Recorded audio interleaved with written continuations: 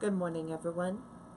I'm Riley King, and welcome to the Riley King newscast right here on the Riley King Network. Let's begin. First up, 4 seriously hurt in bus crash on I-95 in Greenland.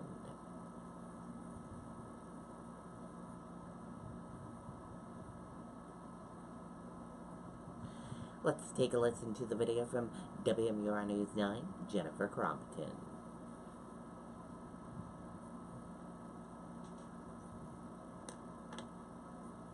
Great Bay has actually helped me gain this wonderful understanding that I don't really think I could have gotten anywhere else. I always kind of thought of community college as just a stepping stone to a university. I've realized that it's not a stepping stone, it's a clear path.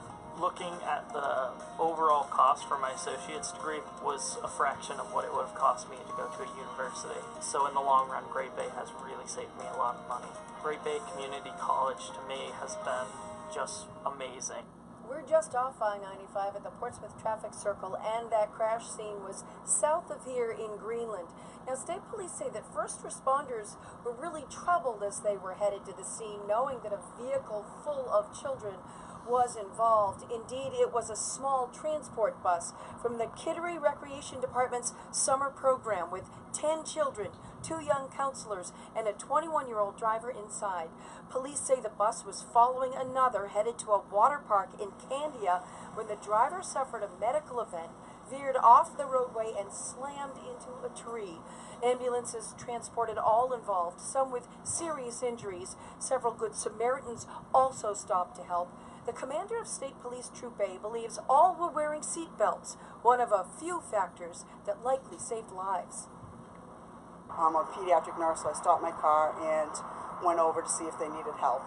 The injuries were a lot of cuts and bruises, possibly a couple of broken bones, but everybody was great. There was a few nurses and a doctor that stopped. We're very lucky, I think, with this crash. It was a single vehicle. It was in the travel lane or the extreme right lane of the highway.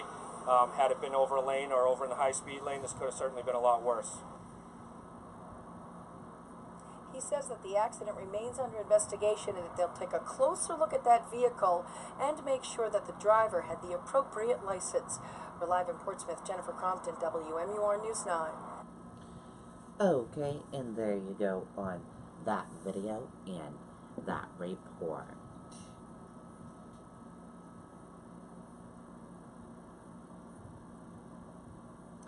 Woman 20 dies after officer responding to call collided with vehicle. Let's take a listen to the video from WCVB Boston.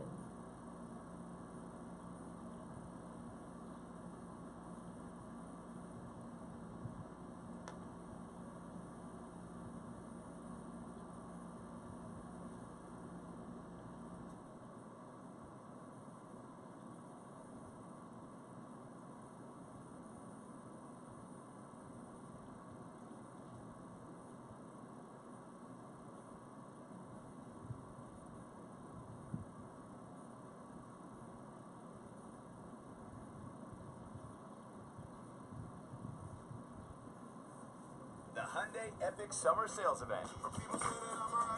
This summer is going to be epic. Lease an all-wheel drive Tucson for $159 a month, or get up to $3,000 in total savings. Hurry, offers end soon. The emotion palpable. Family and friends hugging, crying, leaving cards, stuffed animals, and flowers, lighting candles and praying, trying to make sense of what happened early this morning to a young woman they love so much. It's just the saddest thing that we could ever go through. You just don't expect it when they're 20 years old, you know. Haley Allard just celebrated her 20th birthday. This morning around 12:30, her Honda Civic collided with a Somerset police cruiser on Route 138 Riverside Avenue. The police officer driving the cruiser responding to a call to back up another officer. What is not clear is if that officer had turned on the lights and sirens at the time of the accident. The cruiser collided head on, so obviously somebody was in some other lane. Haley taken to a local hospital where she died of her injuries. Her life so full of promise. A full-time nursing student at UMass Dartmouth, while also working 2 jobs. She was loved by all, especially her boyfriend Joseph Souza and her grandmother. The love she showed me. Beautiful person. State police working to determine what caused this crash. Those that knew her best, going to bed tonight, 3, 2, and 1. State police working to determine what caused this crash. Those that knew her best, going to bed tonight with heavy hearts. For kids with cancer. She wanted to help kids with cancer. Once again, such a sad story. State police are investigating. We're live in Somerset. Duke Castiglione, WCVB News Center 5. All right. Okay, and there you go on that video and that report. And our thoughts and prayers are with her family and friends.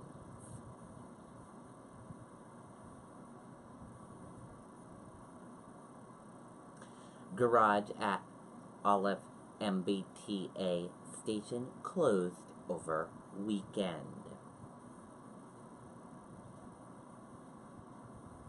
Let's take a listen to the video from NBC Boston. Wanted to build something of my own. I knew I had a passion for teaching, but wanted to go from the classroom to the business side of music. I wanted to advance my career, so I went to Cambridge College for a master's degree. Now I'm running a multi-million-dollar business. Cambridge College gave me the freedom to shape my education around my life and the skills to make it all happen. Cambridge College, where you come to be. News tonight, the Elway parking garage in Cambridge is now shut down all weekend as the MBTA continues to look into crumbling concrete. NBC 10 Boston's Perry Russum is live in Cambridge with those new details. Perry?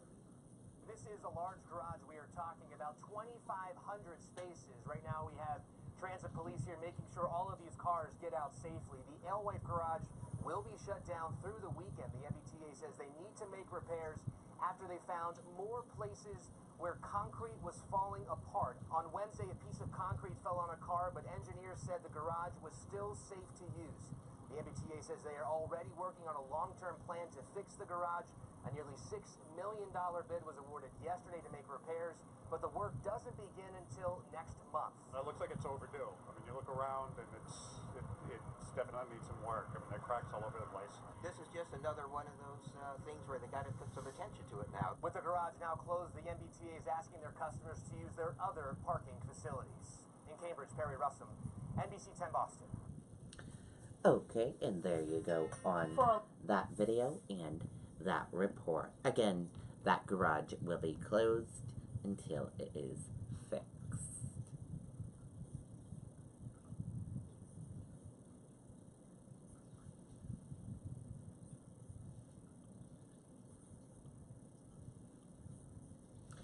Police identify man who shot self after traffic stop. Woman's body found in trunk.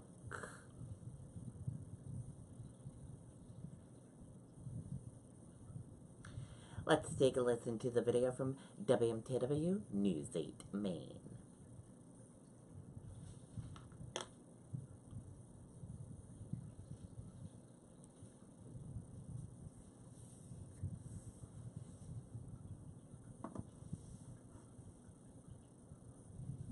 It was like a movie scene, you know. It was just weird. It was crazy. Sally Dunkley says she saw a blue Subaru speeding down her road just before 5. Couple, maybe 5-10 seconds later, he's coming back up this road, and he had a state police behind him, and he had a local Gardner police behind him. They stopped, and I heard a gunshot, and I thought, whoa, this is really serious. Police said the man in the car got out and shot himself right in front of them. Then they discovered a body in the trunk. Witnesses say the vehicle had mass plates. A family from Massachusetts coming down this road, checking into their Airbnb, thought that they'd stumbled onto a mock disaster drill. As we're coming down around the corner, there's a body in the middle of the road. A little weird, a little scary. It was just like, we weren't really in shock. We weren't that involved, but it was just strange and a little discomforting. It's unbelievable. It's tragic. It's really sad. And the neighborhood was pretty upset, pretty scared. Police say Rattan was initially pulled over because he was reported to be driving erratically on Interstate 295 just a few miles from where I'm standing. We're also learning that he has family up in the Brewer area. He used a shotgun to kill himself, police say. An autopsy confirming the cause of death, a shotgun wound to the head. Also, the woman's cause and manner of death not being released. All of the information regarding her situation is being referred to authorities down in Massachusetts. For now, we're live in Gardner. Jim Keithley, WMCW News 8. Okay, and there you go on that video and that report.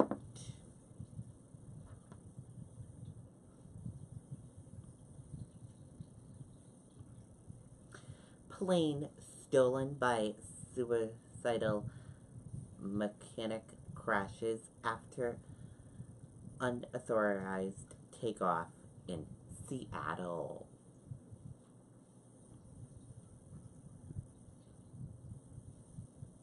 An empty Horizon Airlines plane has crashed after it was stolen by a ground employee from Seattle Tamacom International Airport on Friday around 8 p.m., according to local authorities and senior federal aviation sources.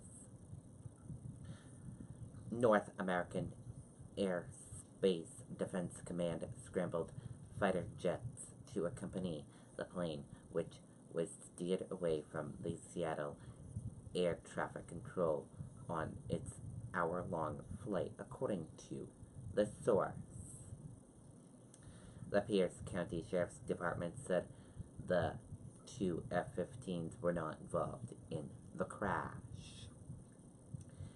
And that does it for the Riley King newscast right here on the Riley King Network. I hope you all have a great rest of your day, and I will be off air this evening, but I'll be back tomorrow with another newscast.